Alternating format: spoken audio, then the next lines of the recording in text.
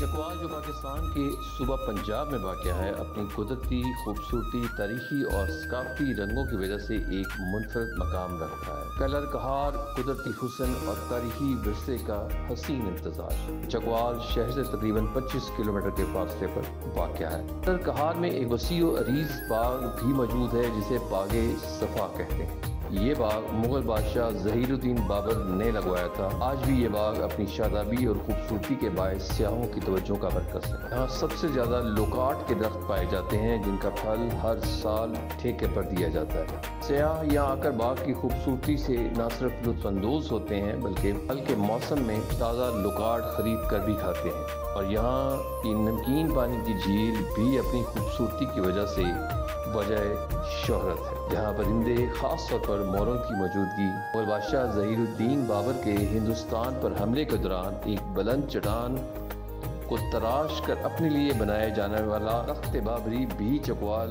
का ही हिस्सा है। इनके अलावा चकवाल के दीगर मशहूर तारीखी और तफरीही मकामात में कटास राज मंदिर, मलोट किला, नीला बांध, समा झील, चिंजी नेशनल पार्क जैसे दिलकश मकामात भी शामिल हैं। वैसे तो चकवाल शहर में पहलवान रेवड़ी बहुत मशहूर है, लेकिन यहाँ का दाल अंडा भी अपनी मिसाल आप है। न सिर्फ यहाँ के मकामी बल्कि दूर दराज से खाने के शौकीन अफराद इस दाल अंडे को खाने के लिए चकवाल का रुख करते हैं। इसके अलावा सरसों का साग चकवाल की एक मशहूर सौगात है। सरसों के साग को मकई की रोटी, मक्खन और लस्सी के साथ खाने का अपना ही एक मजा है। और तो और चकवाल की मछली के इतने ज्यादा चर्चे हैं कि दूर दराज से लोग इसे खाने के लिए आते हैं। तो प्यारे बच्चों, कैसा लगा चकवाल का एक मुख्तसर सा तारुफ? अगर आप अभी तक चकवाल नहीं गए तो मेरा ख्याल है कि आपको आइंदा छुट्टियों में यहाँ जाना चाहिए और इसके अंदर पोशीदा